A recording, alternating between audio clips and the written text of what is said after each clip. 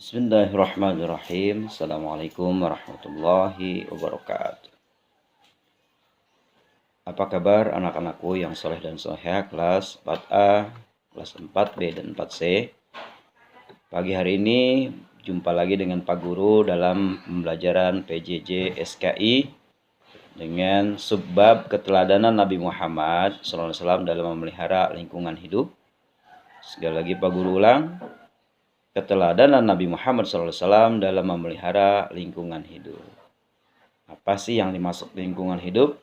Lingkungan hidup adalah lingkungan tempat kita tinggal, di sekitar tempat kita tinggal, ya. Udara, tanah, tumbuhan, itu semuanya namanya lingkungan hidup, ya. Tanah, lingkungan kita tempat tinggal, ada sungai, mungkin ada sawah, ada laut, ya, di situ itu namanya lingkungan hidup, di mana kita tempat tinggal, ya. Ada darat atau tanah, ada sungai, ada pohon, ada hewan, nah, itu namanya lingkungan hidup, ya. Baik, Pak Guru bacakan. Bismillahirrahmanirrahim. Allah Subhanahu wa taala memberikan amanah untuk senantiasa menjaga lingkungan hidup. Lingkungan hidup, tempat kita hidup, adalah karunia yang amat besar dari Allah Subhanahu wa taala. Ya, ini di halaman 29 nih anak-anak, ya. Yang harus dilestarikan, dijaga keutuhannya, dan diselamatkan dari kerusakan. Nah, jadi perlu tuh lingkungan kalian tempat hidup jangan dikotori, tapi harus dibersihkan. Ketidakseimbangan lingkungan hidup akan mengancam kehidupan manusia. Seperti apa? Keadaan alam yang bisa mengancam banjir. Ini kan musim hujan nih anak-anak, ya. Ya, biasanya kalau di musim banjir tuh ada yang selain rumahnya kebanjiran gitu, mungkin juga ada hewan-hewan melata seperti ular yang mampir ke rumah karena musim banjir, hanyut ke bawah arus yang besar, arus air yang deras, ya. Nah, berubah wabah penyakit muntaber, muntah dan berak-berak itu, ya, atau BAB. Polusi udara yang kotor juga bikin napas kita jadi sesak gitu, ya. Nah, ini sudah dicontohkan oleh baginda Rasulullah. Beliau adalah manusia yang paripurna, yang sangat sempurna, gitu, ya. Dalam mencontohkan hambanya atau umatnya belajar tentang lingkungan hidup. Lingkungan yang perlu kita jaga antara lain rumah sebagai tempat tinggal kita. Itu sangat perlu, itu wajib untuk dijaga. Sekolah tempat kita belajar itu wajib untuk dijaga, keutuhannya, kebersihannya, ya. Nyamanan, makanya sekolah kalian tuh pakai AC, ya, karena merasa panas kalau musim panas, diberikan AC sama Bu Haji. Dipakai kipas dulu sebelum ada AC, kipas angin, ya. Kipas angin merasa nggak nyaman karena kurang, dikasih AC, kedinginan, malah masuk angin cikaan, ya. Itu semua adalah proses kehidupan namanya, ya. Jangan risau, harus bersyukur dengan segala karunia yang ada. Masjid tempat ibadah harus dijaga juga keutuhannya, kenyamanannya, kebersihannya. Musola tempat kita melakukan ibadah juga harus dijaga kebersihannya, keutuhannya, ya. Begitu juga lingkungan di sekitar tempat-tempat tersebut seperti jalan raya, jalan umum, saluran air, dan sebagainya. Oleh karena itu agama Islam dibawa oleh Nabi Muhammad mengajarkan kepada pemeluknya untuk senantiasa menjaga lingkungan hidup. Merusak lingkungan hidup berarti menyebabkan kebinasaan, kesengsaraan, bencana alam, ya. Nah, gara-gara bencana alam, kebanjir tuh rumahnya ada yang hanyut gitu kan. Karena temboknya jebol gitu, karena derasnya air sangat dahsyat yang dikirim oleh Allah. Jadi air bisa jadi tentara Allah, sayangku, ya. Anak-anak, bisa jadi tentara Allah. Bisa jadi membawa musibah, tapi bisa jadi membawa kebaikan. Untuk orang yang kampungnya jarang dikunjungi air, mereka profesinya sebagai petani merasa sangat gembira ketika itu datang air, ya. Bisa menyuburkan tanaman. Tapi juga jangan terlalu besar. Ketika air jumlahnya terlalu besar, terlalu dahsyat, terlalu kencang arusnya, itu menyebabkan barang-barang di rumah kita hanyut, ya. Jangankan barang, mobil aja hanyut, ya. Mobil, rumah bisa runtuh kebanjiran. Coba kalau banjiran sampai ke atap rumah kalian, lah mau tinggal di mana? Mau berenang, nggak bisa berenang Pak Guru, hanyut deh airnya, ya. Jangan sampai terjadi seperti itu. Inna lillahi wa inna ilaihi rajiun.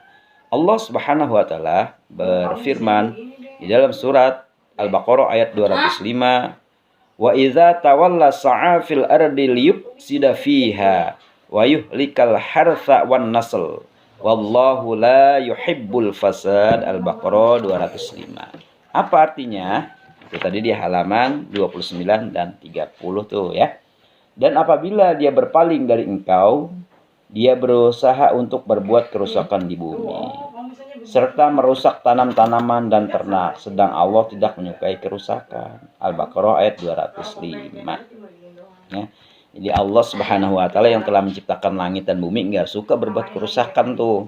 Kalau ada orang suka berbuat kerusakan, kita kasih tahu, jangan, enggak boleh gitu ya. Kasih tahu, itu enggak baik, akan mengancam ekosistem di sekitar tempat kita tinggal. Merusaknya nggak boleh, membunuh hewan nggak boleh. Rasul menyayangi hewan. Rasul punya kuda namanya Dalul. Dalul itu dijaga sama Rasul sebaik-baiknya, kudanya Rasulullah ya. Dia juga punya unta Rasul. Punya unta, punya kuda, punya keledai, bigal itu atau bagal ya. Itu hewan yang lebih kecil dari kuda namanya bigal atau bagal ya. Atau keledai. Nabi Muhammad banyak memberikan contoh hidup yang sangat baik. Ya, pada suatu saat sahabat-sahabat Rasulullah dikirim untuk memerangi orang-orang kafir di suatu negeri yang sangat jauh dari kota Mekah. Rasul pesan tuh, ya, sama sahabat, "Wahai ya ayyuhal mu'minun, orang-orang yang beriman, nanti kalau kamu sampai di negeri tersebut, tolong yang diperangi itu orang-orang kafir yang bersenjata yang musuh kalian. Tapi jangan kalian rusak itu tanamannya, jangan dirusak. Tanaman yang sedang berbunga, yang sedang berbuah, yang sedang berkembang, jangan ditebas, jangan dipotong. Itu tanaman tidak punya salah apa-apa ya. Walaupun itu di negeri orang kafir sekalipun, itu punya Allah. Jangan ditebas gitu. Jangan dipotong, jangan ditumbang, apalagi dibakar.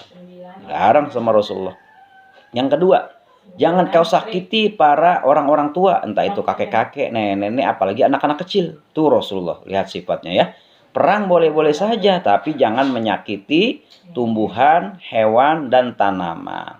Di negeri tersebut yang diperangi adalah orang-orang kafir yang sangat jahat, yang memusuhi orang-orang Islam.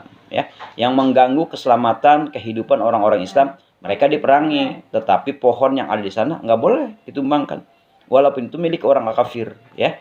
Kenapa? Karena mereka juga berhak untuk hidup sebagai hamba Allah. Mungkin pada saat itu mereka masih kafir. Mungkin pada saatnya nanti ketika anak cucu mereka beriman, mereka akan tahu siapa itu Nabi Muhammad, ya. Siapa itu Allah, begitu. Harapan Rasulullah itu seperti itu. Ketika berjuang di Taif, berdakwah di Taif, Rasul ditimpuk. Kepalanya, jidatnya bocor, berdarah, tubuhnya berdarah-darah, bahkan jalannya merangkak kayak anak bayi bersama Zaid bin Harisah. Ya, apakah Rasul balas dendam? Tidak. Padahal Rasul udah ditawarin tuh sama malaikat Jibril, sama malaikat penunggu gunung. Rasul, itu orang-orang yang telah melukai kamu, menyakiti kamu, akan aku lontarkan gunung. Coba hadirin sekalian, coba tuh anak-anakku sekalian ya. Gunung mau diangkat, mau dilempar ke orang Taif, itu besarnya malaikat siapa? Gunung aja sangat besar, bagaimana malaikat? Ya, berarti malaikat lebih besar, Pak Guru. Betul sekali. Makhluk Allah yang bernama malaikat itu sangat besar, ya. Melebihi dari besarnya gunung. Gunung saja mau diangkat, ya apalagi kita ya. Pantes Israel selaku penyabut nyawa, kalau ada orang mati di Indonesia, di Amerika ada yang mati. Di Uni Soviet, Rusia ada yang mati. Di India, acak-acak ada yang mati. Di Cina, di Jepang ada yang mati. Sehari mungkin orang mati itu bisa 1000 barangkali, bisa 100, atau 1, 10, atau sejuta barangkali. Itu mampu Israel. Kenapa? Karena Israel diberikan tugas oleh Allah Subhanahu wa taala. Bahkan Israel itu katanya kakinya sampai ke perut bumi, ke lapis yang ketujuh. Kaki yang kanan itu ada di ranjang surganya Allah. Oh subhanallah. Kepalanya hampir menyentuh langit. Itu Israel. Kayak apa tuh anak-anak Israel tuh? Besar sekali. Bagaimana Allah? Itu Israel besarnya seperti itu. Ya. Baik. Selanjutnya di halaman yang ke-30, menyayangi hewan. Yang tadi Pak Guru bilang. Pak Guru bilang tadi katanya Rasul punya kuda namanya Dalul. Punya unta. Itu Pak Guru untanya Rasulullah. Siapa itu namanya itu ya? Lupa Pak Guru itu ya. Kucingnya. Rasul punya kucing kesayangan. Makanya hewan kesayangan Rasul salah satu kucing. Jadi kalau kita melihara kucing, piara kuda, atau piara unta begitu, Berarti kita mengikuti jejak Rasulullah sebagai manusia yang menyayangi hewan. Pak Guru, saya punya burung, bagus ya. Itu juga bagian dari sikap menyayangi hewan. Pak Guru, saya punya ini kambing, saya punya ayam, bebek gitu, dan sebagainya. Pak Guru, saya punya tuyul, ya nggak boleh, tuyul yang piara. Itu makhluk halus, bukan hewan piaraan, ya. Tidak boleh tuyul mau dipelihara. Ntar ngambilin uang tetangga, repot jadinya, ya.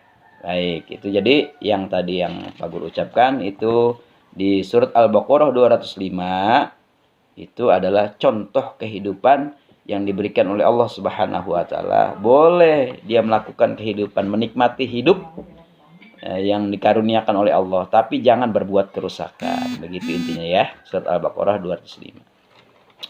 Di halaman 30 menyayangi hewan ya. Di halaman 31 menyayangi tumbuhan. Nah, itu tadi Pak Guru udah ucapkan ya. Ketika berperang ke negeri yang sangat jauh, Nabi Muhammad melarang para sahabatnya, ksatria Islam, pendekar, pahlawan-pahlawan Islam itu memerangi orang kafir saja sampai mereka insaf, menyerah gitu ya. Tapi dilarang untuk menyakiti orang-orang tua, nenek-nenek, kakek-kakek, anak kecil gitu yang tidak bisa berperang. Yang diperang itu orang-orang yang bersenjata saja, yang memusuhi agama Islam, umat Islam gitu ya. Membunuh umat Islam gitu. Tapi pohonnya, orangnya tuh yang lemah-lemah jangan disakiti. Hewannya jangan disakiti, apalagi dibunuh, apalagi dibakar, nggak boleh ya. Karena mereka walaupun kafir masih tetap mereka adalah umatnya hambanya Allah yang berhak untuk menjalani dan menikmati kehidupan. Itu sifat kasih sayang Rasulullah seperti itu ya. Suatu saat Rasulullah pernah duduk di pohon yang sudah mati dan kering. Pohonnya mati kering. Rasul duduk di pohon tersebut ya, berbincang-bincang, ngobrol dah kalau orang sekarang sama sahabat-sahabat Rasulullah. Selesai Rasul berdakwah agama Islam tuh Rasul pergi, ternyata pohonnya menangis. Pohonnya menangis, anakku sekalian. Ya Rasulullah, aku ingin ikut sama kamu ya Rasul. Pohonnya disentuh sama Rasulullah. Rasul menyebut nama Allah. Itu pohon yang udah kering tumbuh lagi hijau. Subhanallah. Apa namanya itu hadirin? Apa anak-anak sekalian sayangku? Itu namanya mukjizat. Kejadian yang sangat luar biasa yang hanya terjadi pada seorang nabi dan rasul Allah. Pohon yang kering udah mati itu pohon, kalau kata kita mah tumbuh daun hijau ya. Ya Rasulullah. Bagian halaman 31 tadi bagian C, mungkin ini terakhir kali ya. Bagian C itu ada yang namanya meneladani cara bergaul Nabi Muhammad. Meneladani itu mencontoh kehidupan Rasulullah ya.